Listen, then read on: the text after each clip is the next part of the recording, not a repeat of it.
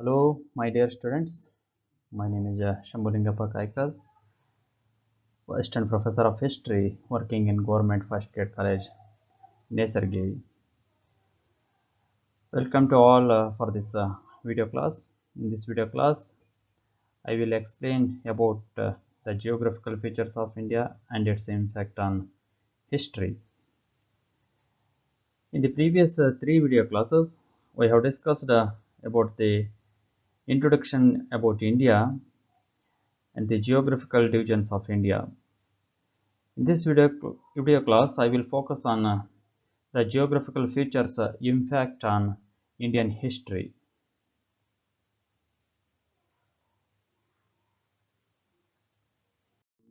About in this slide, we will discuss about the geographical features impact on Indian history. ಅದರ ಬಗ್ಗೆ ನೋಡೋಣ ವಿದ್ಯಾರ್ಥಿಗಳು. ಅಂದರೆ ಈ ಭಾರತದ ಭೌಗೋಳಿಕ ಲಕ್ಷಣಗಳು ಭಾರತದ ಇತಿಹಾಸದ ಮೇಲೆ ಯಾವ ರೀತಿಯ ಪ್ರಭಾವವನ್ನು ಬೀರಿದಾವೆ ಅನ್ನೋದನ್ನ ಡಿಸ್ಕಸ್ ಮಾಡೋಣ ವಿದ್ಯಾರ್ಥಿಗಳ. So first point, lack of political integrity. So ರಾಜಕೀಯ ಐಕ್ಯತೆಯ ಕೊರತೆಗೆ ಕಾರಣ ಆದವು ಈ ಜಿಯೋಗ್ರಫಿಕಲ್ ಫೀಚರ್ಸ್. ಈ ಭೌಗೋಳಿಕ ಲಕ್ಷಣಗಳು ಭಾರತದಲ್ಲಿ ರಾಜಕೀಯ ಐಕ್ಯತೆಗೆ ಕಾರಣೀಭೂತ, ಆ ರಾಜಕೀಯ ಐಕ್ಯತೆಯ ಕೊರತೆಗೆ ಕಾರಣೀಭೂತ ಆದವು. ಹೇಗೆ? ಸೊ ಭಾರತ ಈ ಪ್ರತಿಯೊಂದು ಪ್ರಕೃತಿದತ್ತವಾಗಿ ಭಾರತವನ್ನ ಈ ಭೌಗೋಳಿಕ ಲಕ್ಷಣಗಳು ಪ್ರತ್ಯೇಕ ಘಟಕಗಳನ್ನಾಗಿ ವಿಂಗಡಣೆ ಮಾಡಿರೋದ್ರಿಂದ ಆ ಪ್ರತ್ಯೇಕ ಘಟಕಗಳು ತನ್ನದೇ ಆದಂತಹ ಸಾಂಸ್ಕೃತಿಕ, ತನ್ನದೇ ಆದಂತಹ ರಾಜಕೀಯ, ತನ್ನದೇ ಆದಂತಹ ಸಾಮಾಜಿಕ ಇತಿಹಾಸವನ್ನು ಸೃಷ್ಟಿ ಮಾಡಿದೆ. ಸೊ ಹೆಚ್ಚು ಕಡಿಮೆ ಉತ್ತರದ ನದಿ ಬಯಲು ಪ್ರದೇಶಗಳಲ್ಲಿ ಜನ ಒಂದುಗೂಡಲಿಕ್ಕೆ ಅವಕಾಶ ಇತ್ತು. ಅದೇ ರೀತಿ ದಕ್ಷಿಣ ಭಾರತದಲ್ಲಿ ದಕ್ಕನ್ ಪ್ರಸ್ಥಭೂಮಿಯಲ್ಲಿ ಜನ ಒಂದುಗೂಡಲಿಕ್ಕೆ ಅವಕಾಶ ಇತ್ತು. ಸೊ ಪರ್ವತ ಪ್ರದೇಶಗಳಲ್ಲಿ ವಾಸ ಮಾಡ್ತಾ ಇದ್ದಂತಹ ಜನ ಹೆಚ್ಚು ಕಡಿಮೆ ತಮ್ಮದೇ ಆದಂತಹ ಸಂಸ್ಕೃತಿಯನ್ನ ಬೆಳೆಸ್ಕೊಂಡ್ಬಂದ್ಬಿಟ್ರು. ಸೊ ಇವತ್ತಿನವರೆಗೂ ನೋಡ್ಬೋದು ನಾವು ಪರ್ವತ ಪ್ರದೇಶದಲ್ಲಿ ವಾಸವಾಗಿರುವಂತಹ ಕೋಲರು, ಸಂತಾಲರು ಇವರೆಲ್ಲ ಪ್ರತ್ಯೇಕವಾದಂತಹ ತಮ್ಮ ಅಸ್ತಿತ್ವವನ್ನು ಉಳಿಸ್ಕೊಂಡ್ಬಂದಿದ್ದಾರೆ, ಪ್ರತ್ಯೇಕವಾದ ಸಂಸ್ಕೃತಿಯನ್ನ ಬೆಳೆಸ್ಕೊಂಡ್ಬಂದಿದ್ದಾರೆ. ಸೊ ಹೀಗಾಗಿ ಭಾರತದಲ್ಲಿ ರಾಜಕೀಯ ಐಕ್ಯತೆಯನ್ನು ಮೂಡಿಸ್ಲಿಕ್ಕೆ ಸೊ ಈ ಭೌಗೋಳಿಕ ಲಕ್ಷಣಗಳಿಂದಾಗಿ ಸಾಧ್ಯವಾಗಲಿಲ್ಲ. ಸೊ ಹೀಗೆ ಭಾರತದಲ್ಲಿ ರಾಜಕೀಯ ಐಕ್ಯತೆಯ ಮೇಲೆ ಸೊ ಈ ಜಿಯೋಗ್ರಫಿಕಲ್ ಫೀಚರ್ಸ್ ತಮ್ಮದೇ ಆದಂತಹ ಪ್ರಭಾವವನ್ನು ಬೀರಿದಾವೆ ವಿದ್ಯಾರ್ಥಿಗಳೇ.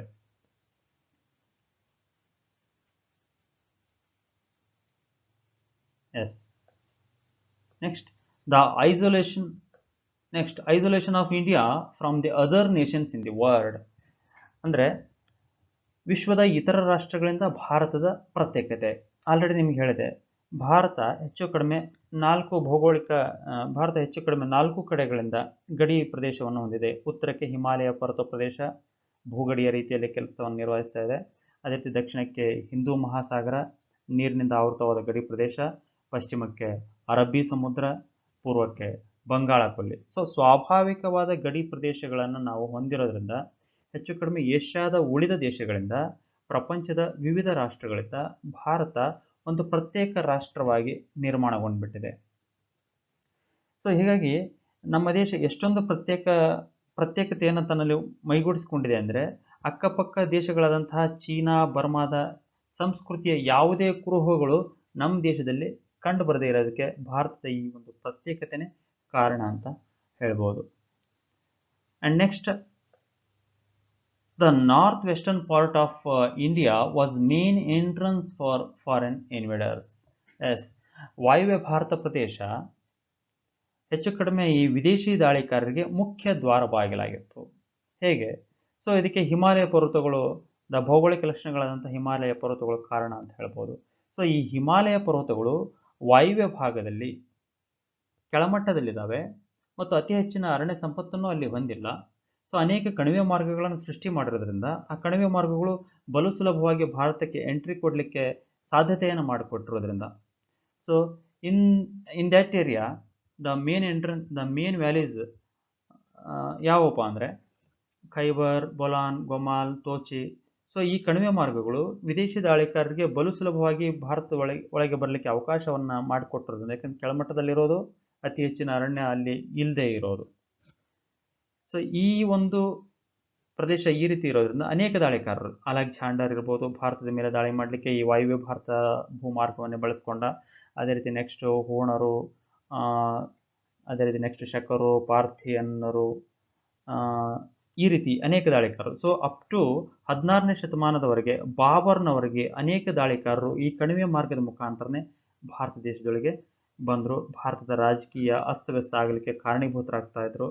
ಭಾರತದ ಹೆಚ್ಚು ಕಡಿಮೆ ಶತಮಾನಗಳ ಕಾಲ ಭಾರತದ ರಾಜಕೀಯ ಅಸ್ತವ್ಯಸ್ತ ಆಗಲಿಕ್ಕೆ ಈ ವಿದೇಶಿ ದಾಳಿಕಾರರು ಕಾರಣೀಭೂತ ಆಗಿದ್ದರು. ಸೊ ಇದಕ್ಕೆ north western part of India ಅವರಿಗೆ ಮುಖ್ಯ ದ್ವಾರಬಾಗಲಾಗಿದ್ದು ಕಾರಣವಾಗಿತ್ತು ವಿದ್ಯಾರ್ಥಿಗಳೇ. Yes, next ignored defence measures, ರಕ್ಷಣಾ ಕ್ರಮಗಳನ್ನು ನಿರ್ಲಕ್ಷ್ಯ ಮಾಡಿದ್ದು. ಆಲ್ರೆಡಿ ನಿಮಗೆ ಹೇಳಿದೆ.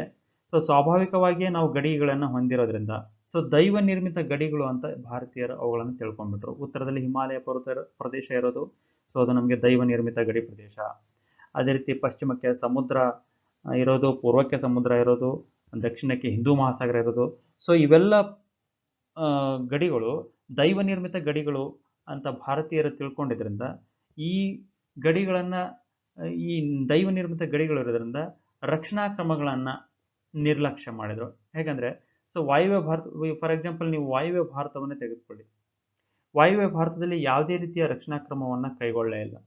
ಅನೇಕ ವಿದೇಶಿ ದಾಳಿಕಾರರು ಆ ಭಾಗದ ಮುಖಾಂತರ ಭಾರತದ ಒಳಗೆ ಬಂದಾಗಲೂ ಸಹಿತ ಆ ವಿದೇಶಿ ದಾಳಿಕಾರರನ್ನು ತಡೆಗಟ್ಟಲಿಕ್ಕೆ ವಾಯುವ್ಯ ಭಾರತದಲ್ಲಿ ಯಾವುದೇ ರೀತಿಯ ರಕ್ಷಣಾತ್ಮಕ ಕ್ರಮಗಳನ್ನು ಕೈಗೊಳ್ಳಿಲ್ಲ. ಒಂದು ವೇಳೆ ಚೀನಾದವರ ರೀತಿಯಲ್ಲಿ ನಮ್ಮ ಅರಸರು ಅಲ್ಲಿ ಮಹಾಗೋಡೆಯನ್ನು ಕಟ್ಟಿದ್ರೆ ಅನೇಕ ವಿದೇಶಿ ದಾಳಿಕಾರರಿಂದ ಭಾರತವನ್ನು ರಕ್ಷಣೆ ಮಾಡ್ಬೋದಾಗಿತ್ತು. ಭಾರತದ ಸಂಪತ್ತು ಲೂಟಿ ಮಾಡೋದನ್ನು ತಪ್ಪಿಸ್ಬೋದಾಗಿತ್ತು. ಆದರೆ ಅದ್ಯಾವುದನ್ನು ಭಾರತೀಯರು ಮಾಡದೇ ಇರೋದು. So they ignored defence measures, ರಕ್ಷಣಾ ಕ್ರಮಗಳನ್ನು ನಿರ್ಲಕ್ಷ್ಯ ಮಾಡಲಿಕ್ಕೆ ಈ ಭೌಗೋಳಿಕ ಲಕ್ಷಣಗಳು ಕಾರಣ ಅಂತಲೇ ಹೇಳ್ಬೋದು. ಸೊ ಎಷ್ಟರ ಮಟ್ಟಿಗೆ ಇದು ಕಾರಣೀಭೂತ ಆಯ್ತು ಅಂದರೆ 1962ರವರೆಗೂ ಹಿಮಾಲಯ ಪರ್ವತಗಳ ಕಡೆಯಿಂದ ನಮ್ಗೆ ಯಾವುದೇ ದಾಳಿಗಳು ಭಾರತದ ಮೇಲೆ ಆಗಿರಲಿಲ್ಲ.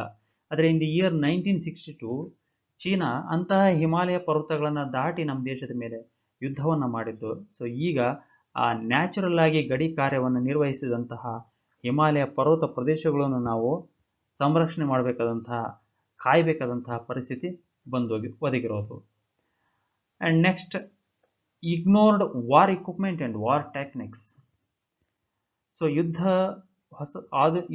ಉಪಕರಣಗಳ ಬಗ್ಗೆ, ಯುದ್ಧ ತಂತ್ರಗಳ ಬಗ್ಗೆ ನಿರ್ಲಕ್ಷ್ಯ ಮಾಡಿರೋದು. ಅಂದರೆ ಭಾರತ ಸ್ವಾಭಾವಿಕವಾಗಿ ಗಡಿಗಳನ್ನು ಹೊಂದಿರೋದ್ರಿಂದ, ಪ್ರತ್ಯೇಕತೆಯನ್ನು ಅಳವಡಿಸ್ಕೊಂಡಿದ್ದರಿಂದ ಪ್ರಪಂಚದ ಬೇರೆ ಬೇರೆ ರಾಷ್ಟ್ರಗಳಲ್ಲಿ ಏನಾದರೂ ಹೊಸ ಯುದ್ಧ ತಾಂತ್ರಿಕತೆ ಉದ್ಭವವಾಗಿದ್ದರೆ, ಹೊಸ ಯುದ್ಧೋಪಕರಣಗಳು ಸಂಶೋಧನೆ ಆಗಿದ್ದರೆ, ಸೊ ಅವುಗಳ ಮಾಹಿತಿ ಭಾರತೀಯರಿಗೆ ಗೊತ್ತಾಗ್ತಾ ಇರಲಿಲ್ಲ. ಅದಲ್ಲದೆ ಹೀಗಾಗಿ ವಿದೇಶಿ ದಾಳಿಕಾರರು ಫಿರಂಗಿಗಳನ್ನು ಬಳಸಿಕೊಂಡು ಯುದ್ಧ ಮಾಡ್ತಾ ಇದ್ದಂತಹ ಸಂದರ್ಭದಲ್ಲಿ ಭಾರತೀಯರು ಹಳೆಯ ಯುದ್ಧ ಸಲಕರಣೆಗಳು, ಬಿಲ್ಲು, ಬಾಣ ಇವುಗಳನ್ನು ಬಳಸಿ ಯುದ್ಧ ಮಾಡ್ತಾ ಇದ್ರು.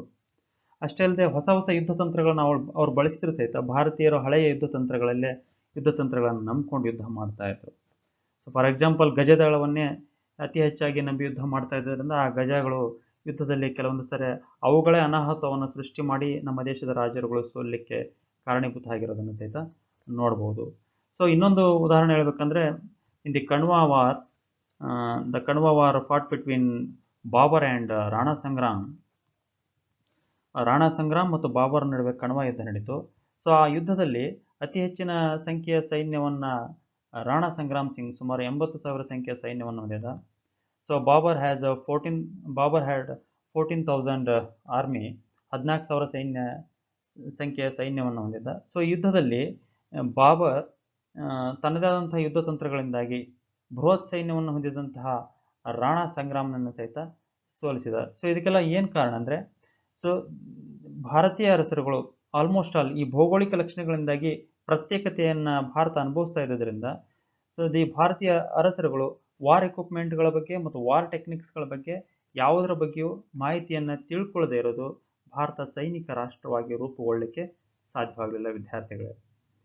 And next, uninterest about large empire, ಬೃಹತ್ ಸಾಮ್ರಾಜ್ಯವನ್ನು ನಿರ್ಮಾಣ ಮಾಡಲಿಕ್ಕೆ ನಿರಾಸಕ್ತಿ. ಸೊ ಭಾರತೀಯ ಅರಸರುಗಳು ಕ್ರಿಸ್ತಶಕ ಪೂರ್ವದಲ್ಲಿಯೇ, ಅಂದರೆ ಸಾಮಾನ್ಯ ಶಕ ಪೂರ್ವದಲ್ಲಿಯೇ ಗ್ರೀಕ್ ಇತಿಹಾಸಕಾರ, ಅಷ್ಟೇ ಅಲ್ಲದೆ the father of history Herodotus ಏನು ಹೇಳಿದ್ದಾರೆ ಅಂದರೆ, ನನಗೆ ತಿಳಿದಿರುವ ರಾಷ್ಟ್ರಗಳಲ್ಲೆಲ್ಲ ಭಾರತ ಅತಿ ಹೆಚ್ಚು ಜನಸಂಖ್ಯೆಯುಳ್ಳ ರಾಷ್ಟ್ರ ಅಂತ ಹೇಳಿದ್ದಾರೆ ಆಗಿನ ಕಾಲಕ್ಕೆ. ಅಂದರೆ ಭಾರತ ವಿಶಾಲವಾಗಿತ್ತು ಭೌಗೋಳಿಕವಾಗಿ. ಭಾರತ ಜನಸಂಪತ್ಭರಿತವಾಗಿತ್ತು. ಅದೇ ರೀತಿ ಭಾರತ ಸಂಪತ್ತಿನಿಂದ ಕೂಡಿದಂತಹ ಪ್ರದೇಶವಾಗಿತ್ತು. ಸೊ ಇಲ್ಲಿ ಆಳ್ವಿಕೆ ಮಾಡಲಿಕ್ಕೆ ಜನಿಸಿದಂತಹ ಅರಸರುಗಳಿಗೆ ಇಷ್ಟು ಸಾಕಾಗಿತ್ತು. ಸೊ ಸಂಪತ್ತಿಗೋಸ್ಕರ ಬೇರೆ ದೇಶಗಳ ಮೇಲೆ ದಾಳಿ ಮಾಡುವಂತಹ ಪ್ರಮೇಯ ಇವರಿಗಿರಲಿಲ್ಲ. ಅಥವಾ ರಾಜ್ಯ ವಿಸ್ತಾರ ಮಾಡಲಿಕ್ಕೆ ಭಾರತನೇ ವಿಶಾಲವಾದ ದೇಶವಾಗಿದ್ದರಿಂದ ಭಾರತವನ್ನ ಗೆದ್ಕೊಂಡ್ರೆ ಸಾಕು ಅನ್ನೋ ಭಾವನೆ ಇವರಲ್ಲಿತ್ತು. ಸೊ ಹೀಗಾಗಿ ಬೇರೆ ದೇಶಗಳ ಮೇಲೆ ದಾಳಿ ಮಾಡಲಿಕ್ಕೆ ಇವರಿಗೆ ಆಸಕ್ತಿ ಇರಲಿಲ್ಲ. ಸೊ ಹೀಗೆ ವಿಶಾಲವಾದಂತಹ ದೇಶ ಮತ್ತು ಸಂಪತ್ಭರಿತವಾದಂತಹ ದೇಶ ಇಲ್ಲಿಯ ಅರಸರುಗಳಿಗೆ ಬೇರೆ ದೇಶಗಳ ಮೇಲೆ ದಾಳಿ ಮಾಡಲಿಕ್ಕೆ ಅವಕಾಶವನ್ನ ಮಾಡಿಕೊಡ್ಲಿಲ್ಲ ಅಂತಾನೆ ಹೇಳ್ಬೋದು. ಸೊ ಅವರಲ್ಲಿ ಒಂದು ನಿರಾಸಕ್ತಿಯನ್ನು ಬೆಳೆಸ್ತವೆ ವಿದ್ಯಾರ್ಥಿಗಳು. ಸೊ ಇದಕ್ಕೆಲ್ಲ ಭಾರತೀಯ ಇತಿಹಾಸದ ಮೇಲೆ ಈ ರೀತಿಯಾಗಿ ಈ ಜಿಯೋಗ್ರಫಿಕಲ್ ಫೀಚರ್ಸ್ ತನ್ನ ಒಂದು ಪ್ರಭಾವವನ್ನು ಬೀರಿದೆ. And next, lack of strong navy although having wide coastal area. Yes, this is very important students. ನಾವು ವಿಶಾಲವಾದ ತೀರ ಪ್ರದೇಶವನ್ನು ಹೊಂದಿದ್ದೀವಿ. ವಿಶಾಲವಾದ ತೀರ ಪ್ರದೇಶವನ್ನು ಹೊಂದಿದ್ರೂ ಸಹಿತ ಬಲಯುತವಾದ ನೌಕಾ ಸೈನ್ಯವನ್ನು ನಾವು ನೋಡಲಿಕ್ಕೆ ಸಾಧ್ಯವಾಗಿಲ್ಲ ಭಾರತದಲ್ಲಿ. ಸೊ ವಿಶಾಲವಾದ ತೀರ ಪ್ರದೇಶ ಅಂದರೆ ದ್ವೀಪಗಳನ್ನು ಒಳಗೊಂಡಂತೆ ಭಾರತದ ಒಟ್ಟು ತೀರ ಪ್ರದೇಶ 7516.5 ಕಿಲೋಮೀಟರ್ಸ್, 7516.5 ಕಿಲೋಮೀಟರ್ಸ್ ಅಷ್ಟು ಉದ್ದವಾದ ತೀರ ಪ್ರದೇಶವನ್ನು ನಾವು ಹೊಂದಿದ್ದೇವೆ. ಇಷ್ಟು ವಿಶಾಲವಾದ ತೀರ ಪ್ರದೇಶವನ್ನು ಹೊಂದಿದ್ರೂ ಸಹಿತ ನೌಕಾ ಸೈನ್ಯದಲ್ಲಿ ಇತಿಹಾಸವನ್ನು ನಾವು ತೆಗೆದು ನೋಡಿದಾಗ ನೌಕಾ ಸೈನ್ಯದಲ್ಲಿ ನಾವು ಸ್ಟ್ರಾಂಗ್ ಆಗದೆ ಇಲ್ಲದೆ ಇರೋದನ್ನು ಸಹಿತ ನಾವು ನೋಡ್ಬೋದು. ಸೊ ಕದಂಬರು ನೌಕಾ ಸೈನ್ಯವನ್ನು ಹೊಂದಿದ್ರು ಅಲ್ಪ ಸ್ವಲ್ಪ ಪ್ರಮಾಣದಲ್ಲಿ. ಅದೇ ರೀತಿ ನೆಕ್ಸ್ಟ್ ಚೋಳರು ಸಹಿತ ನೌಕಾ ಸೈನ್ಯವನ್ನು ಹೊಂದಿದ್ರು. ಸೊ ಯಾಕೆ ಹೀಗೆ ಅಂದರೆ, ಹೆಚ್ಚು ಕಡಿಮೆ ಮೊದಮೊದಲು ಸಮುದ್ರ ಸಾಮೀಪ್ಯದಿಂದಾಗಿ ಭಾರತೀಯರು ವಿಶಾಲವಾದ ಕರಾವಳಿ ತೀರ ಪ್ರದೇಶ ಇದ್ದಿದ್ದರಿಂದ ಬೇರೆ ದೇಶಗಳ ಜೊತೆ ವ್ಯಾಪಾರ ಮಾಡಲಿಕ್ಕೆ ಆಸಕ್ತಿಯನ್ನು ತೋರಿದ್ರು. ಆದರೆ ತದನಂತರ ಜಾತಿ ಈ ಮತಗಳ ಒಂದು ಸಂಕುಚಿತ ಭಾವನೆಯಿಂದಾಗಿ, ಹೆಚ್ಚು ಕಡಿಮೆ ಉತ್ತರ ಭಾರತದಲ್ಲಿ ಈ ಜಾತಿ ಮತಗಳ ಸಂಕುಚಿತ ಭಾವನೆಯಿಂದಾಗಿ ಸಮುದ್ರ ಪ್ರಯಾಣ ನಿಷೇಧ ಆಗಿತ್ತು. ಆದರೂ ಸಹಿತ ದಕ್ಷಿಣ ಭಾರತದಲ್ಲಿ ಜಾತಿ ಮತಗಳ ಸಂಕುಚಿತ ಭಾವನೆ ಅಷ್ಟೊಂದು ಇಲ್ಲದೆ ಇರೋದ್ರಿಂದ ವ್ಯಾಪಾರದಲ್ಲಿ ಆಸಕ್ತಿಯನ್ನು ತಾಳಿ ವ್ಯಾಪಾರವನ್ನು ವಿದೇಶಗಳೊಂದಿಗೆ ವ್ಯಾಪಾರವನ್ನು ಮುಂದುವರಿಸ್ಕೊಂತ ಬಂದಿದ್ರು.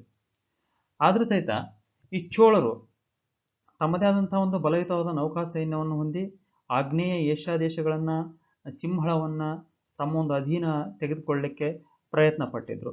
ಅದೇ ರೀತಿ ಅದರಲ್ಲಿ ಯಶಸ್ವಿನ ಸಹಿತ ಆಗಿದ್ರು ರಾಜರಾಜ ಚೋಳ, ರಾಜೇಂದ್ರ ಚೋಳ. ಸೊ ಕೆಲವಷ್ಟು ಅರಸರುಗಳು ಮಾತ್ರ ಒಂದು ನೌಕಾ ಸೈನ್ಯವನ್ನು ಹೊಂದಲಿಕ್ಕೆ ಪ್ರಯತ್ನ ಪಟ್ಟಿದ್ರು. ಅದೇ ರೀತಿ ಶಿವಾಜಿನೂ ಸಹಿತ ಅರಬ್ಬಿ ಸಮುದ್ರದಲ್ಲಿ ಸಿದ್ಧಿಗಳೆಂಬ ಈ ಕಡಲ್ಗಳರ ಹಾವಳಿಯನ್ನು ತಡೆಗಟ್ಟಲಿಕ್ಕೆ ನೌಕಾ ಸೈನ್ಯವನ್ನು ಹೊಂದಿದ್ದ. ಇನ್ನು ಟಿಪ್ಪು ಸುಲ್ತಾನ್ ಸಹಿತ ಮಂಗಳೂರಿನಲ್ಲಿ ನೌಕಾ ನಿರ್ಮಾಣ ಕಟ್ಟೆಯನ್ನು ನಿರ್ಮಾಣ ಮಾಡಿದ್ದ, ವಿದೇಶಿ ವ್ಯಾಪಾರವನ್ನು ಪ್ರೋತ್ಸಾಹ ಮಾಡಲಿಕ್ಕೆ. ಸೊ ಆದರೆ ಎಲ್ಲ ಅರಸರುಗಳು ಸಹಿತ ಈ ತೀರ ಪ್ರದೇಶವನ್ನು ರಕ್ಷಣೆ ಮಾಡಿಕೊಳ್ಳಲಿಕ್ಕೆ ಯಾವುದೇ ನೌಕಾ ಸೈನ್ಯವನ್ನು ಹೊಂದದೇ ಇರೋದಕ್ಕೆ ಏನು ಕಾರಣ? ವಿಶಾಲವಾದಂತಹ ತೀರ ಪ್ರದೇಶನೇ ಕಾರಣ. ಸೊ ವಿಶಾಲವಾದ ತೀರ ಪ್ರದೇಶ ಇದ್ದಿದ್ದರಿಂದ ಇವರಿಗೆ ದಾಳಿಯ ಭಯ ಇಲ್ಲದೆ ಹಾಗಾಯಿತು. ಸೊ ಹೀಗಾಗಿ ಪ್ರಬಲವಾದಂತಹ ನೌಕಾ ಸೈನ್ಯವನ್ನು ಹೊಂದಲಿಕ್ಕೆ ಇವರು ಇಷ್ಟಪಡಲಿಲ್ಲ. ಮುಂದೆ ಪ್ರಬಲವಾದಂತಹ ನೌಕಾ ಸೈನ್ಯವನ್ನು ಹೊಂದಿದಂತಹ ಯುರೋಪಿಯನ್ ಕಂಟ್ರೀಸ್ ಇದೇ ತೀರ ಪ್ರದೇಶಗಳ ಮುಖಾಂತರ ಭಾರತಕ್ಕೆ ಪ್ರವೇಶವನ್ನು ಮಾಡಿದ್ರು. ಭಾರತವನ್ನು ತಮ್ಮ ವಸಾಹತು ರಾಷ್ಟ್ರ ಮಾಡಿಕೊಂಡ್ರು ಅಂತಲೇ ಹೇಳ್ಬೋದು ವಿದ್ಯಾರ್ಥಿಗಳು.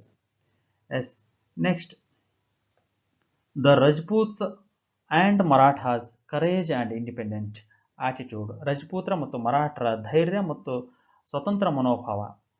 ಸೊ ಉತ್ತರದ ನದಿ ಬಯಲು ಪ್ರದೇಶ ವಿದೇಶಿ ದಾಳಿಕಾರರ ಒಂದು ದಾಳಿಗೆ ತುತ್ತಾದರೂ ಸಹಿತ ಮರುಭೂಮಿಯಿಂದ ಕೂಡಿದಂತಹ ರಾಜಸ್ಥಾನವನ್ನು ತಮ್ಮ ಅಧೀನ ಇಟ್ಕೊಳ್ಳಿಕ್ಕೆ ಇಷ್ಟಪಡಲಿಲ್ಲ. ಹೀಗಾಗಿ ಆ ಮರುಭೂಮಿಯಿಂದ ಕೂಡಿದಂತಹ ಪ್ರದೇಶದಲ್ಲಿ ಬೆಳೆದಂತಹ ರಜಪೂತರು ತಮ್ಮ ಒಂದು ಜೀವನಕ್ಕಾಗಿ ಸಾಕಷ್ಟು ಶ್ರಮವನ್ನು ಅಲ್ಲಿ ಹರಿಸಬೇಕಾಗಿತ್ತು ಅವರು. ಸೊ ಹೀಗಾಗಿ ಅವರು ಕಷ್ಟ ಸಹಿಷ್ಣುಗಳಾಗಿದ್ದರು. ಅಲ್ಲದೆ ಯಾರ ಅಧೀನದಲ್ಲಿ ಅವರು ಇಲ್ಲದೆ ಇರೋದ್ರಿಂದ ಸ್ವತಂತ್ರ ಪ್ರಿಯರಾಗಿದ್ದರು. ಸೊ ಅವರು ಸ್ವಾತಂತ್ರ್ಯವನ್ನು ಎಷ್ಟು ಹೆಚ್ಚಾಗಿ ಇಷ್ಟಪಡ್ತಾ ಇದ್ರಂತೆ ತಮ್ಮ ಜೀವಕ್ಕಿಂತ ಹೆಚ್ಚಾಗಿ ಸ್ವಾತಂತ್ರ್ಯವನ್ನು ಇಷ್ಟಪಡ್ತಾ ಇದ್ರು. ಸೊ ಈಗ ಒಂದು ವೇಳೆ ಅವರು ಸ್ವಾತಂತ್ರ್ಯವನ್ನು ಕಿತ್ಕೊಳ್ಳಿಕ್ಕೆ ಯಾರಾದರೂ ಪ್ರಯತ್ನ ಪಟ್ಟರೆ ಅವರ ವಿರುದ್ಧ ಕಂಟಿನ್ಯೂ ಆಗಿ ಯುದ್ಧವನ್ನು ಮಾಡ್ತಾ ಇದ್ರು. ಸೊ ನೀವು ಮೇವಾಡದ ರಜಪೂತರು ಸೊ ಕಂಟಿನ್ಯೂ ಆಗಿ ಬಾಬರ್ನ ವಿರುದ್ಧ ಹೋರಾಟ ಮಾಡಿದ್ರು, ಹುಮಾಯೂನ್ನ ವಿರುದ್ಧ ಹೋರಾಟ ಮಾಡಿದ್ರು, ಅಕ್ಬರ್ನ ವಿರುದ್ಧ ಹೋರಾಟ ಮಾಡಿದ್ರು, ಆ್ಯಂಡ್ ಅಗೇನ್ ಜಹಾಂಗೀರ್, ಶಹಜಾನ್, ಹೀಗೆ ಕಂಟಿನ್ಯೂ ಆಗಿ ಮೊಘಲರ ವಿರುದ್ಧ ಈ ರಜಪೂತರು ಹೋರಾಟ ಮಾಡಿರೋದನ್ನು ನಾವು ನೋಡ್ಬೋದು. ಸೊ ಇದಕ್ಕೆ ಆ ಭೌಗೋಳಿಕ ಪ್ರದೇಶ, ಆ ಮರಳುಗಾಡಾಗಿರುವಂತಹ ಭೌಗೋಳಿಕ ಪ್ರದೇಶ ಆ ರಜಪೂತರಲ್ಲಿ ಸ್ವಾಭಿಮಾನವನ್ನು ಹುಟ್ಟುಹಾಕಿತ್ತು. ಅದೇ ರೀತಿ ಸ್ವಾತಂತ್ರ್ಯ ಪ್ರೇಮವನ್ನು ಹುಟ್ಟುಹಾಕಿತ್ತು. ಆ್ಯಂಡ್ ಇನ್ನು ಮರಾಠ ಪ್ರದೇಶದ ಬಗ್ಗೆ ನಾವು ನೋಡೋದಾದ್ರೆ, ಮರಾಠ ಪ್ರದೇಶನೂ ಸಹಿತ, ಮಹಾರಾಷ್ಟ್ರ ಪ್ರದೇಶನೂ ಸಹಿತ ಬೆಟ್ಟ ಗುಡ್ಡಗಳಿಂದ ಕೂಡಿರುವಂತಹ ಒಂದು ಪ್ರದೇಶ. ಸೊ ಈ ಮಹಾರಾಷ್ಟ್ರ ಪ್ರದೇಶದಲ್ಲೂ ಸಹಿತ ಜನರು ತಮ್ಮ ಒಂದು ಜೀವನವನ್ನು ನಡೆಸಲಿಕ್ಕೆ ಸಾಕಷ್ಟು ಕಷ್ಟಪಡಬೇಕಂತ ಪರಿಸ್ಥಿತಿ ಇದೆ. ಸೊ ಹೀಗಾಗಿ ಅವರನ್ನು ಕಷ್ಟ ಸಹಿಷ್ಣುಗಳನ್ನಾಗಿ ಮಾಡಿತ್ತು ಮರಾಠಿಗರನ್ನ. ಸೊ ಅವರಲ್ಲಿ ಆ ಒಂದು ಧೈರ್ಯವನ್ನು ಹುಟ್ಟಾಕಿತ್ತು. ಅಷ್ಟೇ ಅಲ್ಲದೆ ಈ ಮರಾಠಿಗರು ಸಹಿತ ಸ್ವಾತಂತ್ರ್ಯವನ್ನು ಆ ಒಂದು ಭೌಗೋಳಿಕ ಪ್ರದೇಶದಿಂದಾಗಿ ಸ್ವಾತಂತ್ರ್ಯವನ್ನು ಅವರು ಹೆಚ್ಚಾಗಿ ಅನುಭವಿಸ್ತಾ ಇದ್ರು. ಒಂದು ವೇಳೆ ಅವರ ಸ್ವಾತಂತ್ರ್ಯಕ್ಕೆ ಯಾರಾದರೂ ಧಕ್ಕೆಯನ್ನು ತಂದರೆ ಸೊ ಅವರ ವಿರುದ್ಧ ಉಗ್ರವಾಗಿ ಹೋರಾಟ ಮಾಡ್ತಾ ಇದ್ರು. ಸೊ ಅವರ ವಿರುದ್ಧ ಹೋರಾಟ ಮಾಡಲಿಕ್ಕೆ ತಮ್ಮದೇ ಆದಂತಹ ಒಂದು ಯುದ್ಧ ನೀತಿಯನ್ನು ಅವರು ಅಳವಡಿಸ್ಕೊಂಡಿದ್ರು. That is guerrilla war. ಬೆಟ್ಟ ಗುಡ್ಡಗಳ ಬಳಿ ಅಡಗಿ ಕುಳಿತು ಹೋರಾಟ ಮಾಡೋದು. ಆಲ್ರೆಡಿ ನಿಮ್ಗೆ ಗೊತ್ತಿದೆ, ಔರಂಗಜೇಬನ ವಿರುದ್ಧ ಈ ಮರಾಠರು ಶಿವಾಜಿಯಿಂದ ಹಿಡ್ಕೊಂಡು ಸಂಭಾಜಿ ಆ್ಯಂಡ್ ನೆಕ್ಸ್ಟ್ ರಾಜಾರಾಮ್, ತಾರಾಬಾಯಿ ಇವರೆಲ್ಲ ಕಂಟಿನ್ಯೂ ಆಗಿ ಮೊಘಲರ ಔರಂಗಜೇಬನ ವಿರುದ್ಧ ಹೋರಾಟ ಮಾಡಿದ್ರು. ಗೆರಿಲ್ಲಾ ಯುದ್ಧ ನೀತಿಯನ್ನು ಬಳಸ್ಕೊಂಡಿದ್ರು. ಸೊ ಸಾಮಾನ್ಯವಾಗಿ ಈ ಗೆರಿಲ್ಲಾ ಯುದ್ಧ ನೀತಿ ಔರಂಗಜೇಬನ ಸೈನ್ಯಕ್ಕೆ ಗೊತ್ತಿಲ್ಲದೆ ಇರೋದ್ರಿಂದ ಸೊ ಔರಂಗಜೇಬ ಸಾಕಷ್ಟು ನೋವನ್ನು ಮರಾಠರ ವಿರುದ್ಧದ ಹೋರಾಟದಲ್ಲಿ ಉಣ್ಬೇಕಾಯಿತು. ಸೊ ಹೀಗೆ ಈ ಮರಾಠರು ಮತ್ತು ರಜಪೂತರ ಒಂದು ಧೈರ್ಯ ಮತ್ತು ಸ್ವತಂತ್ರ ಮನೋಭಾವನೆಗೆ ಆ ಭೌಗೋಳಿಕ ಪ್ರದೇಶ ಪ್ರಭಾವ ಬೀರಿರೋದನ್ನು ನಾವು ನೋಡ್ಬೋದು ವಿದ್ಯಾರ್ಥಿಗಳೇ. Next point, south India as the protector of Indian culture. ದಕ್ಷಿಣ ಭಾರತ ಭಾರತೀಯ ಸಂಸ್ಕೃತಿಯ ರಕ್ಷಕನಾಗಿ ಕಾರ್ಯವನ್ನು ನಿರ್ವಹಿಸಿದೆ.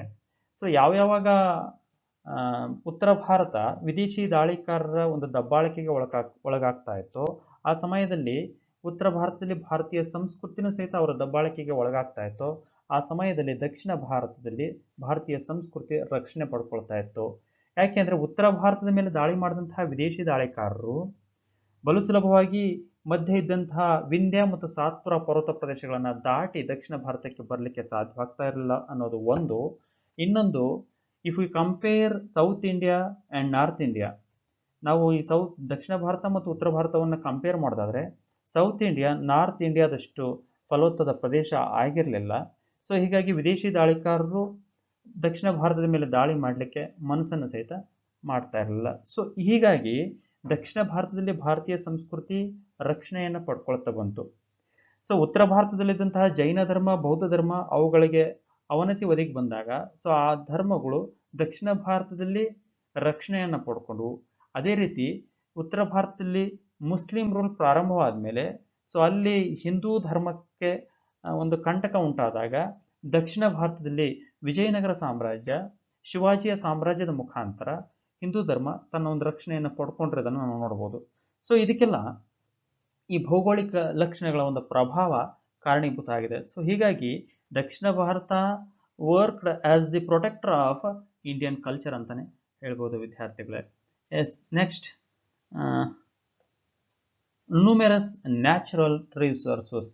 ಅಗಾಧವಾದ ನೈಸರ್ಗಿಕ ಸಂಪತ್ತು ಹೇಗೆ ಈ ಭೌಗೋಳಿಕ ಲಕ್ಷಣ ಹೇಗೆ ಭಾರತೀಯ ಇತಿಹಾಸದ ಮೇಲೆ ಪ್ರಭಾವ ಬೀರಿದೆ ಅನ್ನೋದನ್ನು ನಾವು ನೋಡೋದಾದರೆ, ಸರ್ ಉತ್ತರ ಭಾರತದಲ್ಲಿ ಅಗಾಧವಾದ ಅರಣ್ಯ ಸಂಪತ್ತು ಇರೋದ್ರಿಂದ ಹೆಚ್ಚು ಕಡಿಮೆ ಪ್ರಾಚೀನ ಸ್ಮಾರಕಗಳು, ಅರಮನೆಗಳು ಇವೆಲ್ಲವುಗಳನ್ನು ನಿರ್ಮಾಣ ಮಾಡಲಿಕ್ಕೆ ಅಲ್ಲಿಯ ಅರಸರುಗಳು ಕಟ್ಟಿಗೆಯನ್ನು ಹೆಚ್ಚಾಗಿ ಉಪಯೋಗಿಸಿದ್ರಿಂದ ಸೊ ಅನೇಕ ಪ್ರಾಚೀನ ಸ್ಮಾರಕಗಳು ಉಳಿಯದೇ ನಾಶವಾಗಿ ಹೋಗಿದ್ದಾವೆ.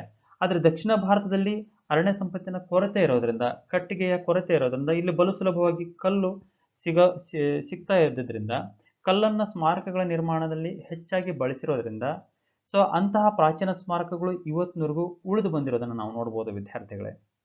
ಸೊ ಹೀಗಾಗಿ ಈ ನ್ಯೂಮೆರಸ್ ನ್ಯಾಚುರಲ್ ರಿಸೋರ್ಸಸ್, ಅಗಾಧವಾದ ನೈಸರ್ಗಿಕ ಸಂಪತ್ತು ಇತಿಹಾಸದ ಮೇಲೆ ಈ ರೀತಿಯಾಗಿ ಪ್ರಭಾವ ಬೀರಿರುವುದನ್ನು ನಾವು ನೋಡ್ಬೋದು ವಿದ್ಯಾರ್ಥಿಗಳೇ.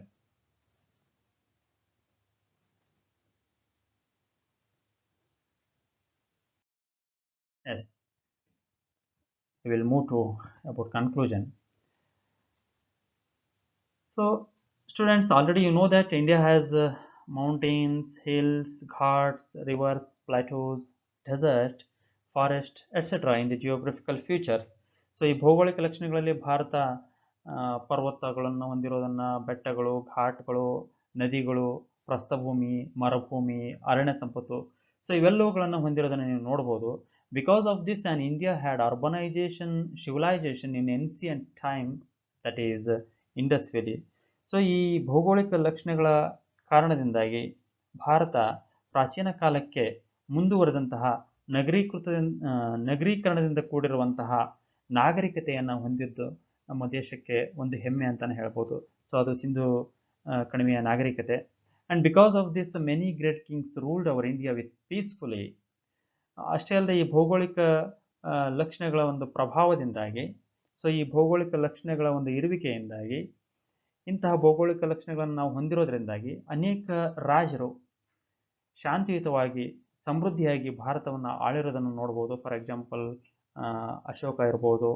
ಅದೇ ರೀತಿ ಅನೇಕ ರಾಜರು ಭಾರತವನ್ನು ಸಮೃದ್ಧಿಯಿಂದ ಆಳ್ವಿಕೆ ಮಾಡಿರೋದನ್ನು ಸಹಿತ ನಾವು ನೋಡ್ಬೋದು ವಿದ್ಯಾರ್ಥಿಗಳು. And also we have A great well culture in the world.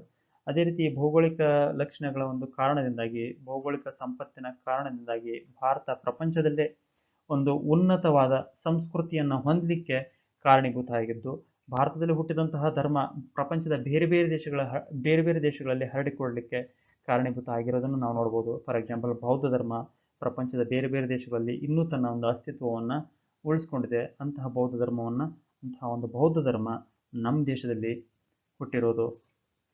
ಅಷ್ಟೇ ಅಲ್ಲದೆ ಇದೇ ಭೌಗೋಳಿಕ ಲಕ್ಷಣಗಳು ಭಾರತದ ಮೇಲೆ ವಿದೇಶಿ ದಾಳಿಕಾರರು ಸಹಿತ ದಾಳಿ ಮಾಡಲಿಕ್ಕೆ ಕಾರಣೀಭೂತ ಆಗಿರೋದನ್ನು ನಾವು ನೋಡ್ಬೋದು. ಅನೇಕ ವಿದೇಶಿ ದಾಳಿಕಾರರು, ಅದರಲ್ಲಿ ಫಾರ್ ಎಕ್ಸಾಂಪಲ್ ಮೊಹಮ್ಮದ್ ಗಜ್ನಿ ಆಗಿರ್ಬೋದು, ಸಂಪತ್ತಿನ ಲೂಟಿಗೋಸ್ಕರನೇ ಭಾರತ ದೇಶದ ಮೇಲೆ ದಾಳಿ ಮಾಡಿರೋದು ಅನೇಕ ಇತಿಹಾಸಕಾರರ ಒಂದು ಅಭಿಪ್ರಾಯದಲ್ಲಿ ನೋಡ್ಬೋದು ವಿದ್ಯಾರ್ಥಿಗಳೇ. ಸೊ ಹೀಗೆ ಈ ಭೌಗೋಳಿಕ ಲಕ್ಷಣಗಳು ನಮಗೆ ಯಾವ ರೀತಿ ಅನುಕೂಲಕಾರಿಯಾಗಿದ್ದಾವೆ, ಇತಿಹಾಸದ ಮೇಲೆ ಪ್ರಭಾವ ಬೀರಿದ್ದಾವೆ ಅನ್ನೋದನ್ನು ಈ ಒಂದು ವಿಡಿಯೋದಲ್ಲಿ ನಾವು ಇಲ್ಲಿವರೆಗೂ ಚರ್ಚೆ ಮಾಡಿದ್ದೇವೆ ವಿದ್ಯಾರ್ಥಿಗಳೇ. Yes, these are the references I have used for this video class. And thank you very much for your patience listening. Thank you, students.